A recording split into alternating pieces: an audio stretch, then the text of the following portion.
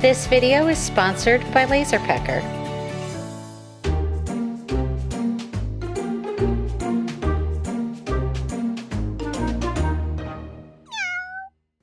Hi and welcome to the channel. Today we're going to go over how to create a personalized name sign using your LaserPecker Slide Extension.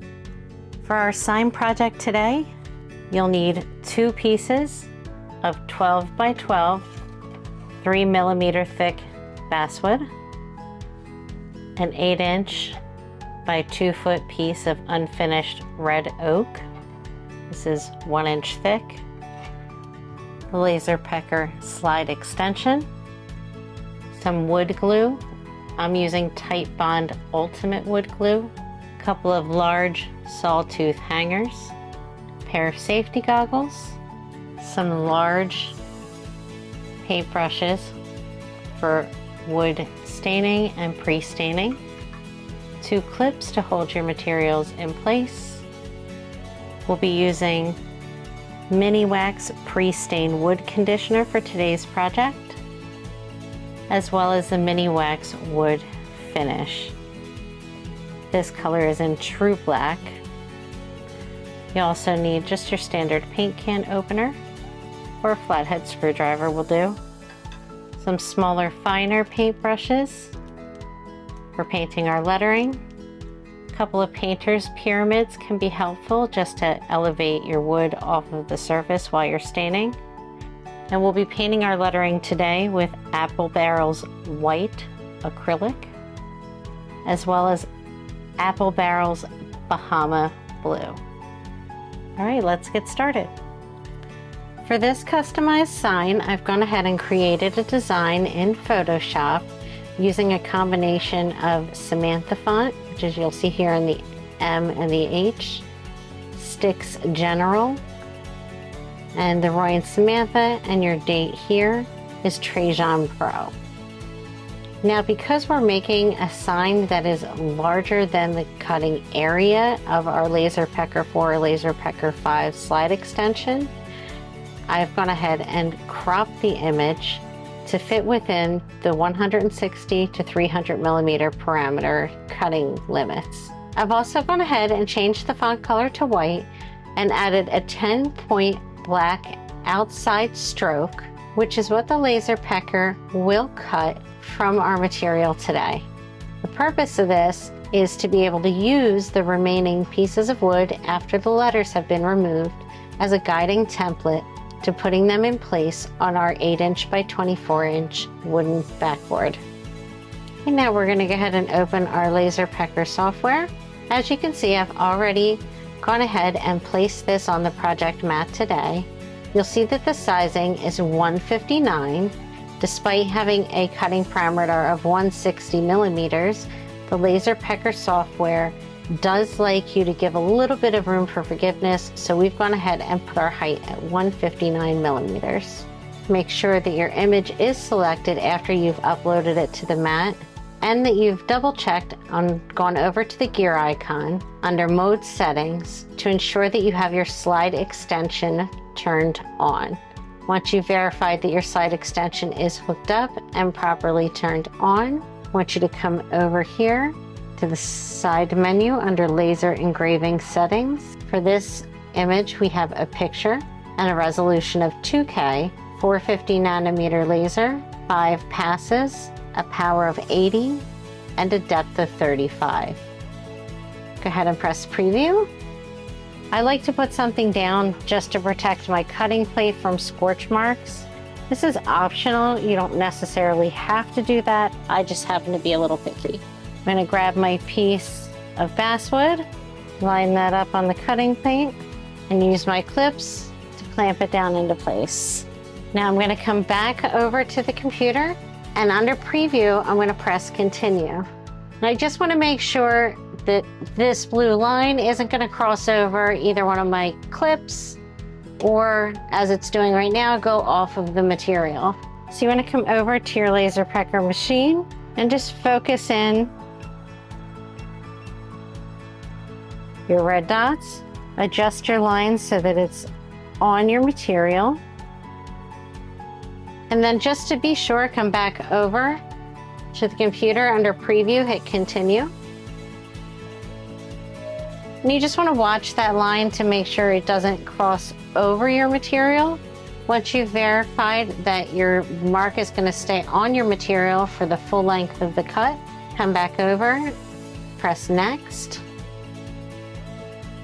Now before you press confirm, make sure you've come over and turned on your LaserPecker air purifier, and you have your safety glasses and place them on for eye protection.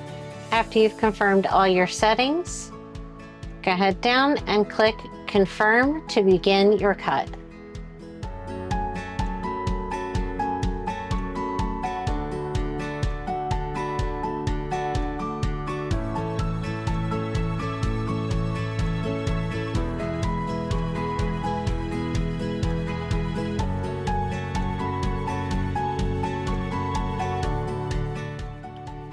Okay, now that our cut is finished, we're going to go ahead and lift that off. See, that came out beautifully. Just going to set these pieces off to the side. Okay, now we're going to set a fresh piece of wood down. Come back to our design space. We're going to get rid of this first image. We're going to import that onto our canvas and set our height back to 159 millimeters. Align center. And then we're going to come over to the settings and just verify that they're the same. So that's picture, 450 nanometer laser, 5 passes, a power of 80, and a depth of 35. Hit preview. And again, you just want to hit continue under preview to make sure your scrolling preview doesn't surpass your materials or cross over your clips. Now we're going to select next. And again, make sure that you put your safety goggles on and power on your air purifier before pressing confirm.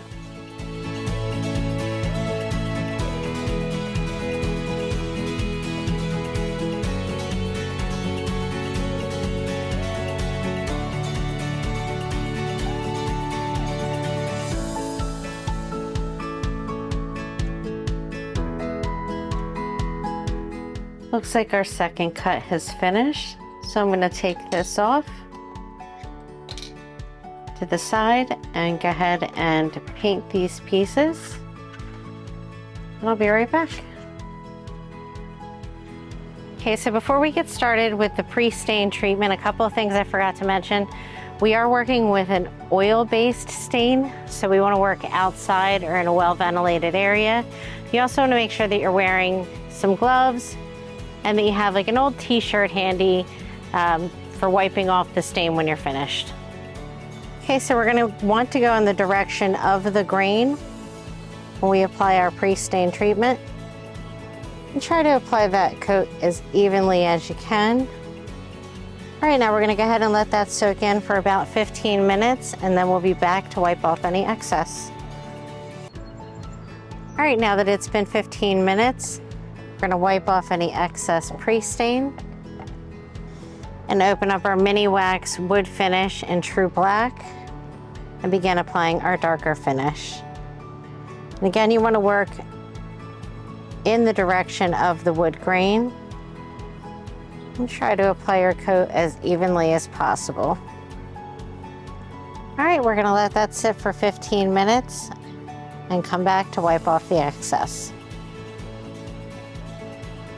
Okay, we're back. We're going to wipe off the excess stain. And now I want my board to be a little darker, so I'm going to go ahead and apply another layer of finish.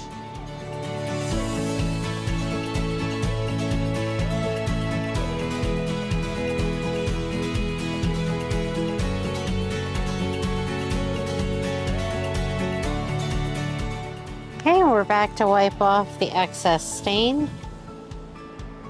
Okay, we're just going to leave that to dry. Now that our wood stain and paint are both dry, we're ready to move on to the next step in adhering our letters to our board. And to help do that, we're going to use our leftover wood cuts like a stencil to help guide the placement of our letters as we put them down.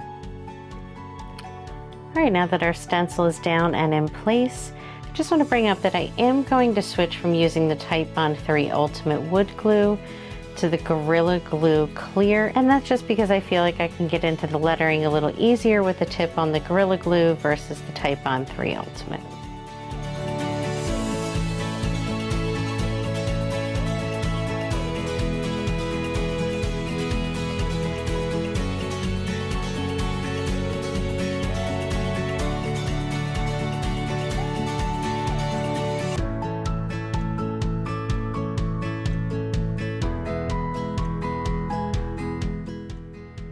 Okay, now that everything's in place, we're going to carefully remove our template.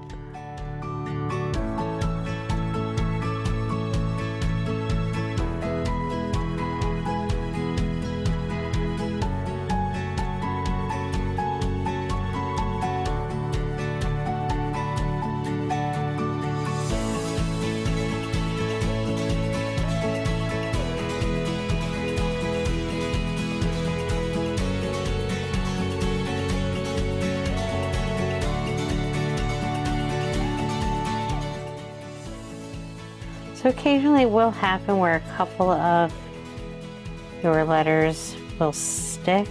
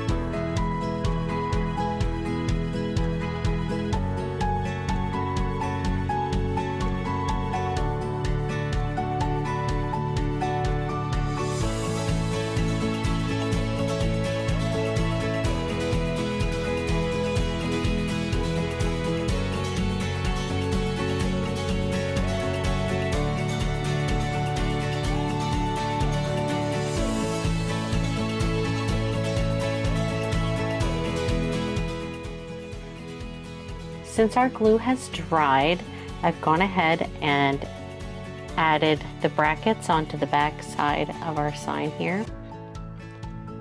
Now this is good to go as is, but because it's for a beach themed wedding, I'm going to go ahead and add a few beachy embellishments to it.